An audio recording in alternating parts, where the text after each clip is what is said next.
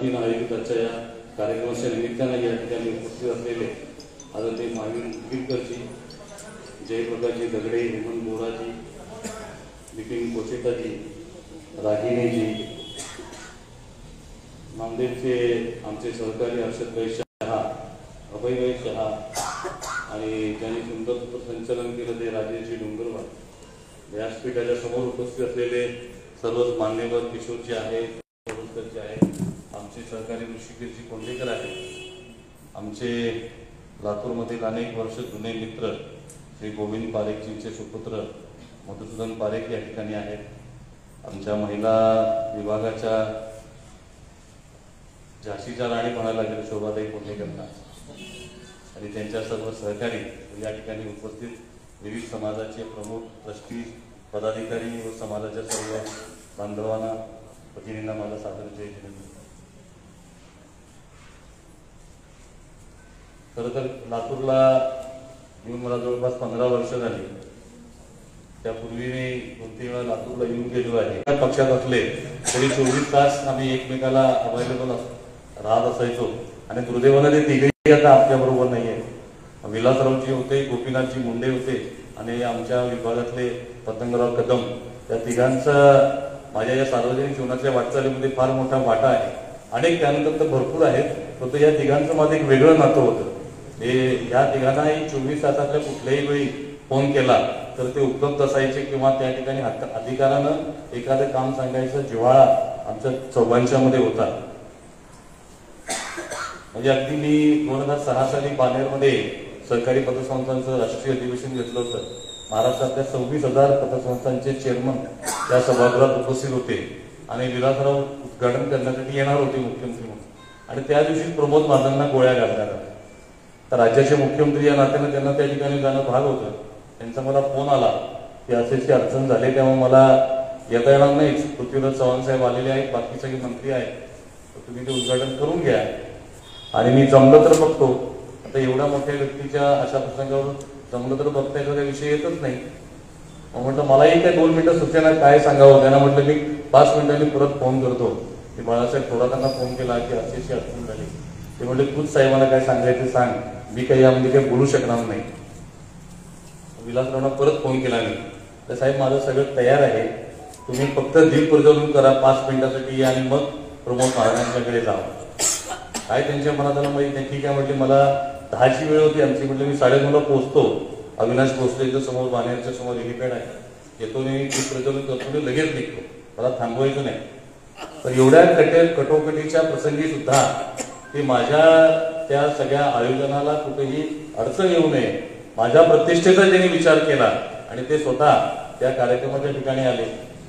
हे त्यांचं एक माणुसकी जपण्याचं, मित्रत्व जपण्याचा त्यांचा जो स्वभाव होता आणि त्या ठिकाणचं सगळं आल्यानंतर जे बघितलं ते 1:30 वाजता जेवण वगैरे करूनच गेले। एक नातं अशा प्रकारचं होतं, ते लातूरचं माझं जिव्हाळ्याचं नातं, ते अनेक वर्षांनी जपलं। दुर्दैवानं आज आपल्यामध्ये ते नाही। आज तुम्ही ते प्रेम पुन्हा मला या ठिकाणी दिलेलं आहे सकल जैन समाजानं। ज्या पद्धतीनं सकाळी स्टेशनला आल्यापासून तुम्ही सर्वांनी आतापर्यंत जो उत्साह या ठिकाणी दाखवलेला आहे, या जैन समाजाचं येणाऱ्या काळात आपलं एक संघटन अतिशय मजबूतपणे काम करून या समाजाचा विकास करेल याबद्दल माझ्या मनात कुठली शंका राहिलेली नाही। खरं तर बऱ्याच गोष्टी मला सांगायच्या, परंतु वेळेच्या मर्यादा मलाही आहेत, तुम्हालाही आहेत। या समाजाच्या विकासासाठी गेली 10-11 वर्ष आपण जैन अल्पसंख्याक महासंघाची स्थापना केली। राष्ट्रीय स्तरावर आपल्याला अल्पसंख्याकाचा दर्जा मिळाल्यानंतर नेमकं या दर्जाचा आपल्या समाजाला काय उपयोग होणार, या समाजाला काय फायदा होणार याची समाजामध्ये माहितीचा अभाव होता। या संदर्भातलं काम करणारी यंत्रणा आपल्या समाजामध्ये कधी तयार झालेली नव्हती आणि म्हणून हा लाभ समाजामध्ये पोहोचणारच नाही अशी स्थिती त्यावेळी होती। म्हणून केंद्र सरकारच्या सूचनेवरून आपण त्यावेळी या महासंघाची स्थापना केली आणि या 10-11 वर्षांमध्ये ती संपूर्ण देश पिंजून काढला आणि या देशामध्ये जवळपास 650 शाखांचं जाळं उभा केलं। 17,000 त्या शाखांचे पदाधिकारी व्हॉलेंटियर म्हणून काम करतायत आणि 1 लाखापेक्षा अधिक सदस्य त्या चळवळीच्या माध्यमातून जोडले गेले आणि या सर्वांच्या अथक प्रयत्नातून या जैन समाजातल्या देशभरातल्या विद्यार्थ्यांना 700 कोटी रुपये आपल्याला शिष्यवृत्तीच्या माध्यमातून मिळवून देण्यात आपल्याला यश मिळालं। व्यापार कर्ज असेल किंवा परदेशातल्या शिष्यवृत्ती असेल या माध्यमातून मिळालेले 350 कोटी रुपये आणि अन्य वेगवेगळ्या छोट्या मोठ्या योजनांतून मिळालेले पैसे असे जवळपास 1100 कोटी रुपयेचा निधी हा जैन समाजामध्ये आणण्यामध्ये आपल्याला यश मिळालं. परंतु हे करत असताना बऱ्याच अडचणींना आपल्याला सामोरं जावं लागलं आणि सातत्यानं आपल्या समाजाबद्दलची असलेली दानशूरतेची चांगली प्रतिमा आहे, हे ते काही चुकीचं नाही. आपला समाज सर्वात श्रीमंत असल्याचा सर्वांचा समज आहे. श्रीमंत कोण, तो प्रमाण खूप वेगळ्या पद्धतीचं आहे. हा सर्वाधिक टॅक्स देणारा समाज आहे. तर या समाजाला पैशाची काही गरजच नाही असा एक सार्वत्रिक सरकारमध्ये समज आहे. मग ते राज्य सरकार असतील वेगवेगळी किंवा केंद्रातली सरकार असतील तर त्यांच्यासमोर या समाजाची वास्तविक स्थिती काय आहे हे मांडून देण्यासाठी आम्हाला 3-4 वर्ष भरपूर मेहनत घ्यावी लागली आणि त्या मेहनतीचं फळ म्हणून आपल्याला अनेक योजना या समाजाच्यासाठी, आपल्या धार्मिक अधिकारांच्या सुरक्षिततेसाठी, आपल्या शैक्षणिक अधिकारांच्या सुरक्षिततेसाठी, शैक्षणिक विकासासाठी अशा अनेक योजना आपल्याला केंद्र सरकारकडून आमच्या वेगवेगळ्या राज्य सरकारांच्या माध्यमातून आपण ही योजना आणण्याचा प्रयत्न केला. अनेक प्रकारचे शिष्यवृत्तीच्या माध्यमातून असेल, वेगवेगळ्या योजनांच्या माध्यमातून असेल, आपल्या या समाजाला सक्षम करण्यामध्ये प्रयत्न केला. हे करत असताना एक गोष्ट सातत्याने लक्षात आली की या सगळ्या योजना या 6 समुदायासाठी एकत्रित आहेत. जे 6 अल्पसंख्याक समाज आहेत त्यामध्ये मुस्लिम आहेत, ख्रिश्चन आहेत, शीख आहेत, बुद्ध आहेत, पारसी आहेत आणि आपण जैन आहोत. या 6 समुदायासाठी एकत्रित योजना राबवत असताना नॅचरली मुस्लिम समाजाचा लोकसंख्या सर्वात जास्त असल्यामुळे 90% वाटा एका समाजाला जायचा आणि 10% मध्ये राहिलेले 5 समाज असायचे. त्यामुळे आमच्या हिश्श्याला जे यायचं तेही मिळवताना खूप द्राविडी प्राणायाम करावा लागायचा आणि ते पुरेसं मिळायचं नाही मिळायचं. अनेक अडचणींना त्या ठिकाणी सामोरं जायचा अनुभव आल्यानंतर गेल्या 2-3 वर्षामध्ये आपण सातत्यानं वेगवेगळ्या राज्य सरकारांच्या स्तरावर प्रयत्न सुरू केला की जैन समाजासाठीची आमची यंत्रणा आम्हाला स्वतंत्र असली पाहिजे. कारण आमचं मूलभूत तत्व जे आहे भगवान महावीरांचं अहिंसेचं, त्या तत्वाचं पालन न करणाऱ्या लोकांच्या बरोबर एकत्रित राहायचं आणि या सगळ्या योजना राबवायच्या हे कुठेतरी आम्हाला अडचणीचं ठरत होतं. हे आपल्याला कुठल्या समाजाला नावं ठेवण्याचा प्रश्न नाहीये, परंतु आमची काही परंपरा आहे, जैन समाजाच्या काही संकेत आहेत किंवा काही भगवान महावीरांचे नियम आहेत, या सगळ्याला एकत्रित बसवून करताना वेगवेगळ्या अडचणी समोर यायच्या आणि हे प्रस्ताव आम्ही वेगवेगळ्या राज्य सरकारना दिले. मला आपल्याला सांगायला अभिमान वाटतो की महाराष्ट्र हे देशातलं पहिलं राज्य ठरलं ज्यांनी जैन समाजासाठीची ही स्वतंत्र व्यवस्था निर्माण करायचा निर्णय घेतला. दगडे साहेबांना माहिती आहे की अशा प्रकारचं महामंडळ स्थापन होणे काही सहज साध्य नसतं. त्याला त्या समाजाची ताकद तर दिसली पाहिजे किंवा समाजाचं उपद्रव मूल्य तर दिसलं पाहिजे. आमचं दोन्ही दिसत नाही. जैन समाज किती आहे लातूरमध्ये?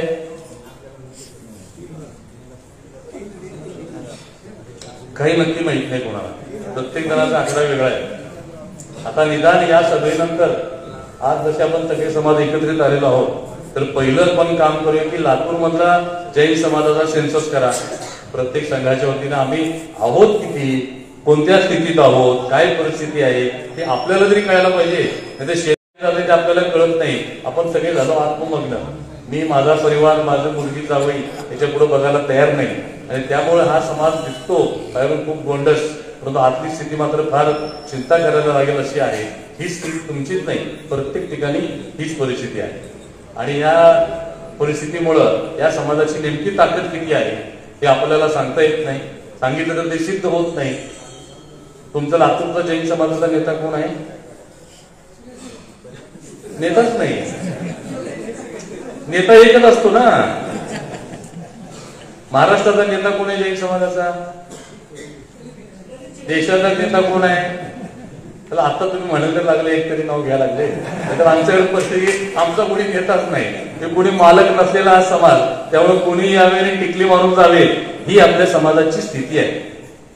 आज आपण एका चांगल्या राज्यात आहोत, अति सुस्थितीत आहोत, परंतु या देशातल्या अनेक राज्यांचं जर तुम्ही बघितलं तर आपली स्थिती काही फार चांगली नाहीये. एका दगदगत्या आगीवर बसल्यासारखी स्थिती या देशात अनेक ठिकाणी आपली आहे. त्या ठिकाणी आपला समाज संघटित असेल तरच हा समाज सुरक्षित राहील. आपल्या कुटुंबांना सुरक्षितच देऊ शकू, आपले व्यवसाय सुरक्षित राहतील. अन्यथा आपली स्थिती अतिशय बिकट आहे. येणारा काळ काही सोपा नाही. तेव्हा अशा काळामध्ये आपण संघटित असणं हे सर्वात जास्त गरजेचं आहे. आणि आपण एका तीर्थंकरांचे अनुयायी असून आपण जेवढे विभागले गेलेलो आहोत तेवढे या जगामध्ये कोणामध्येही विभागली नाही. एवढी विभागणी जैन समाजात आहे. आपण सगळेजण भाषणं भरपूर करतो की जैन समाज एक झाला पाहिजे, पण तुझे प्रत्यक्षाचं काही करायचा प्रश्न येतो, आपण आपल्याला काय घेता येईल माझ्या समाजाला, असा आपण संकुचित विचार करतो. कुठेतरी आपल्याला या मानसिकतेतनं बाहेर येण्याची गरज आहे.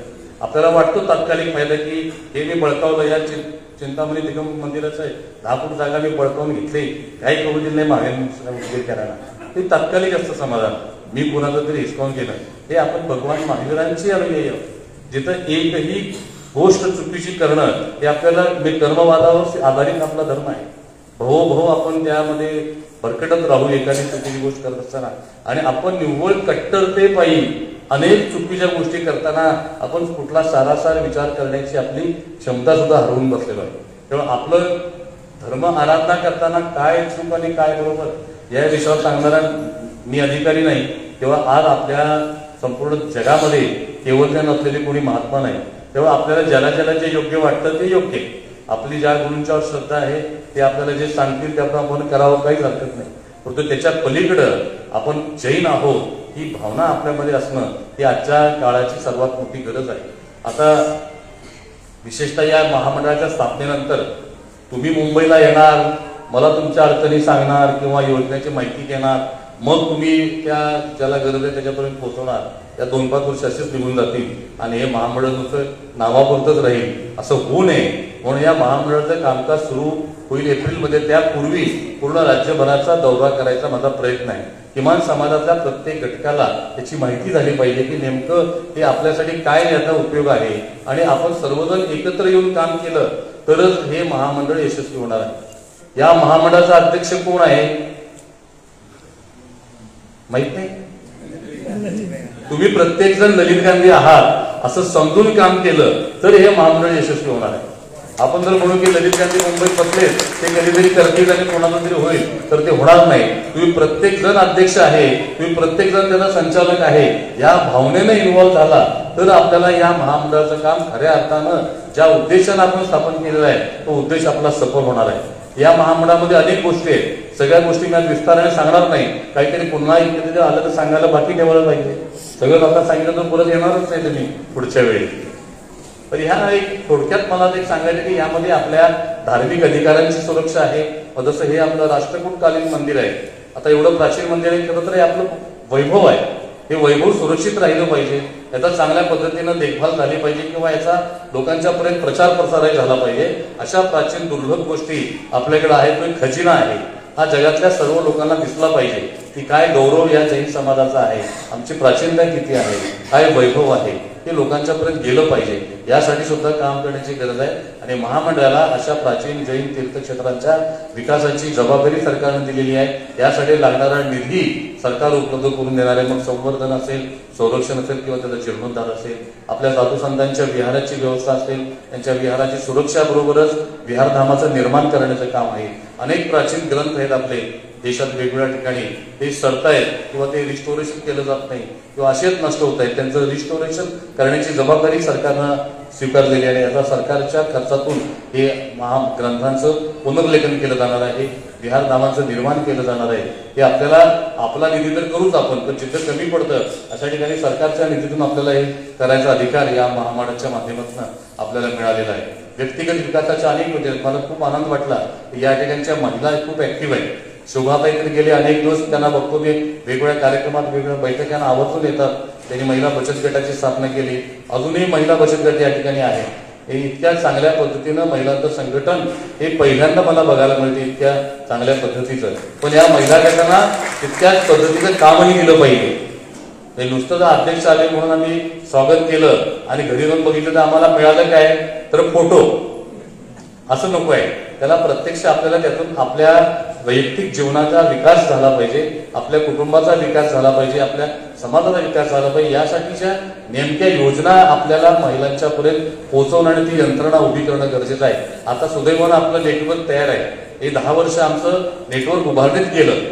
हे सुरुवातीचे 2-4 वर्ष आम्हाला नेटवर्क नसल्यामुळं अनेक योजनांपासून वंचित राहिला आपला समाज. आता सुदैवानं अशा पद्धतीचं नेटवर्क जर महिलांचं जर होत असेल तर या सगळ्या पुरुषांच्या योजना महिला तुमच्यापर्यंत चांगल्या पद्धतीनं पोहोचवू शकतील याचा मला विश्वास आहे. तर या बचत गटांना नेमकं काय काम द्यायचं, काय आपण करू शकतो याचा तुम्ही अभ्यास करा, त्याचे प्रोजेक्ट सादर करा. महिलांसाठी भरपूर योजना यामध्ये आहेत, महिला बचत गटांच्यासाठी आहेत, व्यक्तिगत महिलांच्यासाठी आहेत. बऱ्याच वेळेला बचत गट केले जातात ते कागदावर असतात, एकच कोणतरी मोठी कॅप्टन असते, तिने सह्या करावं की सगळ्या सह्या करतात, ते काय होतं पुढे कोणालाच माहित नसतं, त्याला काही फायदा होत नाही सगळ्यांना. तर प्रत्येक व्यक्तीला त्याचा फायदा झाला पाहिजे. अशा योजना तुम्ही महिला बचत गटाच्या माध्यमातून आणा. आमच्या युवकांनी महिला बचत गटाची उत्पादनाची मार्केटिंगची जबाबदारी घेतली पाहिजे. अशा पद्धतीने आपण एकत्रित या रचना केल्या तरच आपल्याला याचा खऱ्या अर्थानं लाभ मिळणार आहे. बऱ्याच वेळेला महिलांच्या वेगवेगळी उत्पादनं होतात, परंतु नेमकी विकायची कुठं याची माहिती त्यांना मिळत नाही. किंवा महिला बाहेरगावी जाऊन त्या मार्केटिंग करू शकणार नाही, तर ती यंत्रणा आपल्याला उभी करून त्याला देण्याची गरज आहे. ते सुद्धा आपल्याला या महामंडळाच्या माध्यमातून करता येणार आहे. त्यासाठी आपण सर्वांनी त्यामध्ये सक्रिय सहभाग घेण्याची गरज आहे. व्यापारासाठी कर्ज आहे, उद्योगासाठी कर्ज आहे. प्रत्येक व्यक्तीनं नोकरीच्या मागे न लागता स्वतःचा व्यापार उद्योग करावा अशी भूमिका सरकारने घेतलेली आहे. तुम्ही दगडेजींनी उल्लेख केला स्किल डेव्हलपमेंटचा, तर त्याही योजनांचा यामध्ये सरकारनं ऑलरेडी अंतर्भूत केलेल्या आहे. तेव्हा त्याही विषयावर आपल्याला काम करण्यास शक्य आहे. विधवा महिलांना पेन्शन देण्याची योजना सुद्धा यामध्ये आहे. ज्यांना कुठलंच कोणी मिळवलं नाही त्या महिलांना पेन्शन देण्याची योजना यामध्ये आहे. ज्याला स्वतःचं घर नाही आणि जो प्रधानमंत्री आवास योजनेला एलिजिबल आहे त्यांना बिल द्यायची होम लोनची सोय सुद्धा यामध्ये केलेलं हे एकमेव महामंडळ आहे. आता या महामंडळाने केल्यामुळं बाकीचे महामंडळ ते प्रस्ताव करतायत की जैन महामंडळाला दिले तर आम्हालाही ते द्या. हे आपला अजून आमचं सुरू व्हायचं आहे, आमच्या योजनांचं अनुकरण आता बाकी करायला लागेल. आणि या सरकारला विशेषतः मुख्यमंत्र्यांना या महामंडळाकडून खूप अपेक्षा आहे. त्यांनी मला स्पेसिफिकली सांगितलं की तुम्ही जर चेंबर ऑफ कॉमर्सच्या माध्यमातून या राज्याच्या व्यापार उद्योगामध्ये अनेक कन्सेप्ट आणल्या, तशा पद्धतीनं या महामंडळामध्ये काहीतरी इनोव्हेटिव्ह कन्सेप्ट तुम्ही आणा. नेहमीच्या राजकीय पद्धतीनं हे महामंडळ चालवू नका, तुमच्याकडून आम्हाला ती अपेक्षा नाहीये. तुम्ही काहीतरी वेगळ्या पद्धतीने करावं अशी स्पष्ट त्यांनी मला अपेक्षा व्यक्त केली. त्यामुळे या समाजाचं हे महामंडळ मी त्यांना शब्द दिलेला आहे की तुम्ही जे मनात तुमच्या आहे त्या अपेक्षा पूर्ण करण्यास हे महामंडळ नक्की यशस्वी होईल. एवढी ताकद या जैन समाजामध्ये आहे. विहारधाम योजनेतलं पहिलं विहारधाम आम्ही पुण्याजवळ लोणावळा जुन्या हायवेवर बांधायला भूमिपूजन केलं. ती जागा आम्ही स्वतःच दिली. आम्ही 3 जण मिळून ते उभारतोय 2 कोटी रुपयाचं विहारधाम. आणि सरकारला सांगितलं योजना तुमची जरी असली तरी पहिलं आम्ही आमच्या पैशातून करतोय. पहिल्या सुरुवातीला आम्हाला तुमचे पैसे नको, नंतर घेऊ आम्ही सुरुवात देऊन केलेली. जरी या महामंडळाकडे देण्याचा अधिकार असला तरी आम्ही सरकारला पहिला दिलं असं आम्ही चांगलं उदाहरण या माध्यमातून स्थापित केलेलं आहे. आणि अशा पद्धतीनेच आपल्याला या पुढची वाटचाल करून समाजाचा येणारा पैसा आणि सरकारचा पैसा या दोन्हीचा मेळ घालून आपल्याला समाजामध्ये काम करायचं आहे. धर्मवादावर आपण विश्वास असणारा हा समाज आहे. आपल्या नशिबात असले पुण्यकर्म त्या आधारे आपल्याला सगळ्यांना मिळणार असलं तरी त्याला जोड लागते पुरुषार्थाची. आणि त्यामध्ये कुठेतरी आपण कमी पडतो. ते कमी पडण्याचं काम पूर्तता करण्याचं काम या महामंडळाच्या माध्यमातून आपल्याला करायचे. माझी तुम्हाला सगळ्यांना विनम्र विनंती आहे की तुम्ही प्रत्येक जण या महामंडळामध्ये सहभागी व्हा. यासाठी आपण जे अल्पसंख्याक महासंघाचं नेटवर्क उभारतोय त्याच्या शाखा तुम्ही काढा. प्रत्येक संघ वाईज त्याच्या शाखा काढा. त्या संघामधल्या योजनांची अंमलबजावणी करायची जबाबदारी त्या अखिल भारतीय महासंघाच्या शाखेवर असणार आहे. तर तुम्ही संघस्तरावर काढा आणि त्याचं शहरातलं किंवा जिल्ह्यातलं त्या महासंघाच्या शाखांचं एक कॉमन नेटवर्क तयार होईल. त्या माध्यमातून हे कसं आहे, आपली नावं अशा प्रकारची आहेत की नावावरून आपण जैन आहे का कोण आहे हे काही कळत नाही. त्यामुळे ह्याला कोणीतरी सर्टिफिकेशन करण्याची गरज आहे. ते आपल्याला स्थानिक संघ आणि महासंघ त्याचं कॉम्बिनेशन करून ते शिफारस त्या प्रत्येक प्रोजेक्टला आपल्याला लागणार आहे. म्हणून ती यंत्रणा आपल्याला उभा करण्याची गरज आहे. तर त्याची मेंबरशिप फी तुम्ही भरली तरी ठीक आहे, नाही भरली तरी ठीक आहे. ते तुमच्या सत्सत विवेक बुद्धीवर आम्ही सोडतो. पण दिलेला तुमचा प्रत्येक रुपया हा समाजाच्या कामासाठी खर्च होणार आहे याची खात्री तुम्ही 100% बाळगा. ते द्यायचं का नाही हा तुमच्यावर सोडतो मी, परंतु नेटवर्क उभा करा. ते फी ही माझ्यासाठी महत्वाची नाही. तुमच्या सगळ्यांचं एकत्र येणं, ते नेटवर्क तयार होणं, त्या समित्या तयार होणं आणि त्यातून अंमलबजावणी होणं हे आपल्यासाठी अत्यंत महत्वाचं आहे. एप्रिलच्या 2-3 आठवड्यापर्यंत त्याचं कामकाज प्रत्यक्ष सुरू होणं अपेक्षित आहे. त्याच्या हे सर्व नवीन होतंय. पहिल्यांदाच हे महामंडळ गठीत झाल्यामुळं सरकारच्या वेगवेगळ्या प्रकारच्या मंजुऱ्या, त्याच्या बजेट हेड क्रिएट होणं, ते अकाउंट ऑडिटर जनरल पर्यंत सगळे प्रस्ताव जातात आणि सरकारच्या सगळ्या प्रक्रियेच्या त्या कामात सुरू आहेत. त्या मार्च हे अर्थसंकल्पीय अधिवेशन संपल्यानंतर या सगळ्या प्रोसेस पूर्ण होतील. आणि एप्रिलमध्ये त्याचं प्रत्यक्ष कामकाज सुरू होईल, तोपर्यंत आपल्याला ह्या सगळ्या नेटवर्कची उभारणी झालेली असली पाहिजे. आम्ही तुमच्या संघांच्या सर्व प्रमुखांच्याकडे ते डॉक्युमेंट पाठवून देऊ. आम्ही त्या माध्यमातून तुम्ही ते सर्व पूर्तता करून त्याला ऍक्टिव्हिटी सुरू करा. म्हणजे आपल्याला प्रत्येक विभागवार त्याला प्रशिक्षण घ्यावं लागेल. आपल्याला प्रमुख कार्यकर्त्यांना त्याची माहिती दिली जाईल आणि यातला मेजॉरिटी सगळ्या योजना या ऑनलाईन पद्धतीनं राबवण्याचा आपला प्रयत्न असणार. आणि कुणालाही कुणाच्याकडे जाऊन मस्का मारायची गरज असणार नाही की माझं तेवढं काम करून दे. ते ऑनलाईन सबमिशन जाईल, ऑनलाईन डॉक्युमेंट जातील, ती व्यवस्था आपल्याला निर्माण करायची, सबमिशन करायची ऑनलाईनची. कारण बऱ्याच वेळा इंटरनेटची सुविधा नसते, घरातून प्रत्येकाला शक्य होत नाही. तर ते एखादी यंत्रणा आपण शहरामध्ये एखादी उभी केली 1-2 ठिकाणी, तर त्या ठिकाणी येऊन लोकांनी आपापले ऍप्लिकेशन सबमिट करायचे. त्याच्यासाठी आधी डाटा गोळा करण्याचं काम आपलं ऍप लॉन्च होईल, त्याची माहिती तुमच्यापर्यंत येईल. त्या माध्यमातून तुम्ही त्या सगळ्या माहिती भरा. नेमकी या समाजामध्ये किती गरज आहे याची आपल्याला जोपर्यंत निश्चित आकडा येत नाही तोपर्यंत सरकारकडे आपण मागायचं किती याचाही आपल्याला अंदाज येत नाही. आता पहिल्या वर्षी सरकारनं आपल्यासाठी 200 कोटी रुपये उपलब्ध करून दिलेले आहेत वेगवेगळ्या योजनांच्या अंमलबजावणीसाठी. त्याचा पूर्ण उपयोग करून घ्यायचा आहे आपल्याला. पैसे वापरले नाही म्हणून परत गेले असं आपल्यात घडता कामा नये. येत्या 3 वर्षामध्ये या समाजामध्ये महाराष्ट्रात आपल्याला 2000 कोटी रुपये वेगवेगळ्या योजनांमधून आणायचं उद्दिष्ट आम्ही ठेवलेलं आहे. आणि हे आम्हाला उद्दिष्ट पूर्ण करायचं असेल तर तुमच्या सगळ्यांचा सक्रिय सहभाग असल्याशिवाय हे शक्य नाही. त्यामुळे आपण सर्वांनी यामध्ये ऍक्टिव्हली सहभागी व्हावं एवढीच विनंती करतो. 15 दिवसापूर्वी आम्ही शिरपूरला गेलो होतो 17 तारखेला. जगातलं एकमेव असं मंदिर आहे ज्या ठिकाणी कुठल्याही आधाराशिवाय प्रतिष्ठित असलेल्या आपल्या तीर्थंकरांची प्रतिमा आहे, प्राचीनतम प्रतिमा. आणि एकमेव असं मंदिर आहे ज्या ठिकाणी आपण दोन्ही समाज वेळ वाटून घेऊन एकत्र एका प्रतिमेची पूजा करतो. तर मला इतक्या वेदना झाल्या त्या मंदिरात गेल्यानंतर. तर जीर्णोद्धार कुणी करत आहे यासाठी आम्ही वाटतोय, हरकत नाही, पण निदान ते मंदिर स्वच्छ तर ठेवू शकतो ना आम्ही. आता तुमच्या या मंदिरात गेलं किती पवित्र वाटतं, शांत मन प्रसन्न वाटतं. कुठेही एकही कचरा कपटा आहे का? मग आम्हाला ते शिरपूरमध्ये कसं चालतं सगळं? का आपल्याला वाटत नाही की हा घाण त्यातनं बाहेर निघाले पाहिजे, मंदिर स्वच्छ असलं पाहिजे? निव्वळ एकमेकाला त्रास देण्यासाठी आम्ही कुठे कुठं काय भरून ठेवलेला आहे कचरा. तर मंदिरात कचरा भरून ठेवू शकतो आपण? फाटक्या गाद्या, कुचके वस्तू, आपल्याला काहीच वाटत नाही. म्हणजे आपण किती टोकाच्या विचाराने गेलेलो आहोत. त्या तीर्थंकर परमात्म्याचं ते पवित्र मंदिर, त्याचं पावित्र्य राखायची सुद्धा इच्छा होत नाही.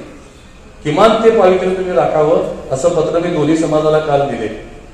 दोघांनाही सद्बुद्धी पावसात भगवान देतील अशी अपेक्षा आहे. अन्यथा आपल्याला फोर्सफुली करावं लागेल. तुम्ही बांधायचं कोणी ते ज्यावेळी ठरवायचे ठरवा, जीर्णोद्धार कधी कसा करायला तुम्ही दोघं म्हणून ठरवा, पण स्वच्छ ठेवा. याला कशाला काय लागतं आपल्याला? त्याला कशाला सुप्रीम कोर्ट पाहिजे आणि त्याला कशाला कोण समाजाचं कोण मालक आणि कोण नाही ठरवायला पाहिजे? मंदिर पवित्र असणं आणि स्वच्छ असणं यामध्ये आपलं कोणाचं दुमत आहे का? पण ज्याचं कोणाला असेल तिथं अनावश्यक वस्तू त्या तिथं त्यांनी बाहेर काढलेच पाहिजे. आणि त्यासाठी आपल्या सर्वांना समाजावर दबाव आणायला लागेल की आम्हाला ही भांडणं नको आहे, आम्ही एकत्र आलो तर या पूर्ण परिसराचा विकास होणार आहे. एकट्या उत्तर प्रदेशमध्ये या 2 महिन्यामध्ये 50,000 कोटी रुपयाचं चलन यात्रांच्या माध्यमातून आलेलं आहे. 4 गावामध्ये 50,000 कोटी रुपये. तुम्ही इमॅजिन करा, एवढे प्रचंड पैसे अर्थव्यवस्थेत आल्यानंतर का नाही विकास होणार? ते आपल्याला वाशिम शिरपूरच्या या मंदिराच्या माध्यमातून करणं शक्य आहे. आणि ज्यावेळी आपण आता जर सर्किट केलं, आता हे आपलं राष्ट्रकुलचं तीर्थ आहे, तसं पूर्ण महाराष्ट्रात सर्किट करता येईल आपल्याला 2 टप्प्यामध्ये रिजन वाईज प्राचीन तीर्थांचं. हे ऐनारा माणूस जो शिरपूरला जाईल, तो लातूरला येईल, तो नांदेडला जाईल, तो परभणीला जाईल, तो जिनवीला जाईल, अशी जी आपले प्राचीन अनेक ठिकाणं आहेत, असं ते सर्किट करावं लागेल की त्या ठिकाणी माणसांनी प्रत्येक ठिकाणी भेटी द्याव्यात. अनेकांना माहीतच नाही एवढं प्राचीन तीर्थ लातूरमध्ये आहे, एवढं प्राचीन तीर्थ ग्रामीण भागात अनेक ठिकाणी आहे. ती माहिती आपल्याला जगाच्या पर्यंत पोहोचवली तर आपल्या समाजाचा विकास होईलच. आपली तीर्थस्थानं चांगली राहतील, पवित्र राहतील आणि त्याचा संपूर्ण परिसराच्या विकासाला चालना होणार आहे. जे काही लोकांच्या मध्ये थोडंफार प्लस मायनस असतं एक दुसऱ्या समाजाबद्दल, त्याबद्दल अरे जैन समाजामुळं आमचा या ठिकाणी विकास होतो, एक चांगल्या प्रकारची भावना अन्य समाजामध्ये सुद्धा निर्माण करायची संधी आपल्याला मध्ये आहे. आपले दोन्ही समाज एक आलो तर काहीही करू शकतो, एवढी प्रचंड ताकद आपल्यामध्ये आहे. ही ताकद ही नुसती पैशातच नसते, ताकद ही मनगटाची सुद्धा असते, ताकद ही बुद्धिमत्तेची सुद्धा असते. आणि ही आपली सगळी ताकद आपण एकत्र केली तर या देशामध्ये आपल्या प्रगतीला कोणी रोखू शकणार नाही. आणि या पुढच्या काळातही आपल्या येणाऱ्या पिढीला आपल्याला जर नोकऱ्याच करायच्या असतील आणि नुसत्या मदतीच मागायच्या असतील तर मग आपल्याला कोणच वाचवू शकणार नाही. तर आपल्याला या सगळ्या गोष्टीचा गंभीरपणे विचार करण्याची गरज आहे. आपली एनर्जी अशा वादविवादामध्ये आणि भांडणात घालवायची आपली कोणाचीच तयारी नाही. येणारी पिढी तर मंदिरातच येणार नाही. तुम्ही भांडत बसा म्हणते तुम्ही काय करायचे. आम्ही ते प्रवचनाला येत नाही, मंदिरातही येत नाही आणि ते व्याख्यानाला येत नाही. मग हे उभं राहायचं कोणासाठी आणि हे सांभाळणार कोण. ज्या निबंध स्पर्धांची बक्षीस आहे विद्यार्थ्यांना आपण दिली त्यातले जैन विद्यार्थी किती आहेत मला माहित नाही, परंतु मुंबईतल्या कुर्ल्यामध्ये एका मुस्लिम शाळेतल्या 450 विद्यार्थ्यांनी मुस्लिम विद्यार्थ्यांनी निबंध लिहिले. एकापेक्षा एक निबंध तुम्ही वाचण्यासारखे आहे. मुस्लिम समाजातले विद्यार्थी भगवान महावीरांच्या बद्दल काय विचार व्यक्त करतात. एका विद्यार्थ्यानं लिहिलेलं आहे की आता जर रशिया युक्रेन वॉर थांबवायचं असेल तर त्यांनी भगवान महावीरांचं प्रिन्सिपल स्वीकारलं पाहिजे. हे कोण लिहितो. एक मुस्लिम विद्यार्थी लिहितो. म्हणजे खऱ्या अर्थानं हे भगवान महावीरांचे विचार लोकांच्या पर्यंत जर पोहोचले तर जगामध्ये असे सगळे प्रश्न सहज सुटू शकतात. हे जर मुस्लिम विद्यार्थ्याला कळतं तर आपल्याला का कळत नाही. शिखरजीच्या वादावेळी एका हिअरिंगला सुप्रीम कोर्टाने सांगितलं मला शरम वाटते तुम्ही भगवान महावीरांचे अनुयायी तुम्ही दोघं भांडता आपसात. त्यांनी काय ऑर्डर लिहावी सुप्रीम कोर्टाने एका हिअरिंग मध्ये की भगवान महावीरांचं निर्माण ज्या ठिकाणी झालं त्या पवित्र अशा पावापुरीमध्ये तुम्ही दोन्ही गटाच्या लोकांनी 3 दिवस जाऊन राहा आणि त्या 3 दिवसात विचारमंथन करा, आत्मचिंतन करा. ते कोर्ट म्हणते मला खात्री आहे भगवान महावीर तुम्हाला चांगली बुद्धी देतील आणि मग तुम्ही माझ्याकडे या.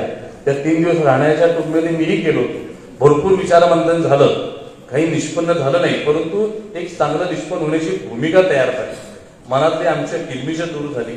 बऱ्याच काही छोट्या छोट्या गोष्टीमध्ये जे गोष्टी दुरावा करत होत्या त्या गोष्टी दूर झाल्या. सुप्रीम कोर्टातल्या एका जैन नसलेल्या जस्टिसला असं वाटतं की भगवान महावीरांचे तुम्ही पालन केलं पाहिजे तर आपल्याला तर किती अभिमान वाटला पाहिजे. या जगावर राज्य करणारी लोक आपण आज आपण कुठल्या तरी आमची यंत्रणा तयार व्हावी म्हणून आम्ही सरकारकडे भांडावं लागलं आम्हाला का. आम्ही संघटित नसल्यामुळं, आम्ही आमच्या शक्तीचा योग्य वापर न केल्यामुळं आम्हाला अशा पद्धतीची व्यवस्था निर्माण करण्याची गरज पडते. खरं तर आपल्याकडे अंगभूत ताकद इतकी आहे. आज जितूच्या माध्यमातून आपण दाखवून दिलेलं आहे. 1500 कोटी रुपये आपण उभा केले या विकासासाठी समाजाच्या. तिथं आम्ही दिगंबर बघितलं नाही का श्वेतांबर बघितलं नाही. तिथं जर आपण आकडे काढलं आम्ही हे वाद सुरू झाल्यापासून की का तुम्ही वाद करताय तर बघितलं 92% डोनेशन हे श्वेतांबर समाजाचं आहे आणि लाभार्थी 86% दिगंबर समाजाचे आहे. तिथं कोणी बघितलं तर मग कसं होईल. आपल्याला ते बघायचं नाहीये यासाठी ती संस्था उभी केली की समाजातल्या प्रत्येक व्यक्तीचं कल्याण झालं पाहिजे. ज्याच्याकडे आहे सरप्लस त्यांनी तिथं द्यावं आणि ज्याच्यापर्यंत गरज आहे त्यापर्यंत ते पोहोचवावं. यासाठी आपण जैन एका व्याख्येसाठी एकत्र आलेलो आहोत आणि अशा पद्धतीचं आदर्श उदाहरण आपल्या समोर असताना ते आपल्याला अशा वादविवादामध्ये आपली शक्ती खर्च करायची नाही. माझी पुन्हा एकदा तुम्हाला सगळ्यांना हात जोडून विनंती आहे की या प्रकारांना आपल्यालाच आता दबाव आणावा लागेल की आम्हाला यापुढे भांडण करायचं नाही. आपल्या मंदिरात काय करायचं तर तुमचा प्रश्न आहे. तिथं कोणी तुम्हाला अडवायला येऊ शकत नाही. परंतु इथून बाहेर पडलं की आपण शेजारचाही आपला जैन आपला आपण एकच आहोत आणि या भावनेनं तुम्ही करताच. महावीर जन्मोत्सव करता किंवा बाकीचे उपक्रम करता. आजही ज्या पद्धतीने आपण एकत्रित आलेलो आहोत हीच भावना आपल्याला अधिक बळकट करायची आहे आणि या निमित्तानं त्याला पुन्हा एकदा उजाळा द्यावा अशी विनंती करतो. आपण बोलावून माझा सन्मान केला याबद्दल मनापासून धन्यवाद देतो. तुम्ही मला फेटा बांधताना पांढरा रंग का निवडला मला माहित नाही. हे पांढरा रंग हे शांततेचं प्रतीक आहे आणि मी शांततेचा संदेश घेऊनच राज्यभर जातोय. खरं तर मी कोल्हापूरचा आहे. आमच्या इकडे असतो भगवा. मी तलवारच काढायची असते आमच्याकडे. परत हे काही तलवार काढायचं ठिकाण नाहीये पण तुम्ही बरोबर निवडला आणि ह्याला घेऊन टाकलं लाल. तुम्ही तुमचं भांडत राहा बाबा. इथं आहे आमचा पांढरा पेटा. बरोबर योगायोगाला काय असते ना तुम्ही जे साधून घेतलेलं आहे आणि तुम्ही हे जे फेटा बांधलेला आहे हे जबाबदारी आहे. हा जितका सन्मान आहे तितकं ते जबाबदारी आहे. मला या जबाबदारीची पुरेपूर जाणीव आहे आणि या महामंडळाचा अध्यक्ष हा तुमचा जैन प्रतिनिधी आहे. हा दिगंबर नाही, श्वेतांबर नाही, स्थानकवासी नाही, तेरापंथी नाही, हा जैन आहे. दिगंबर समाजाने समजावा हा माझा दिगंबर आहे, श्वेतांबराने समजावं श्वेतांबर आहे, स्थानकवासीने समजावा स्थानकवासी आहे, तेरापंथीने समजावं तेरापंथी आहे. तर सगळ्यांनी मिळून समजावं हा माझा जैन भाऊ त्या ठिकाणी बसलेला आहे. ज्या खुर्चीवर बसून राज्याचे मुख्यमंत्री कॅबिनेट बैठक घेतात त्या खुर्चीवर तुमचा हा भाऊ बसतो आणि या समाजाच्या विकासाचे निर्णय घेण्याची शक्ती या सरकारनं आपल्याला दिलेली आहे.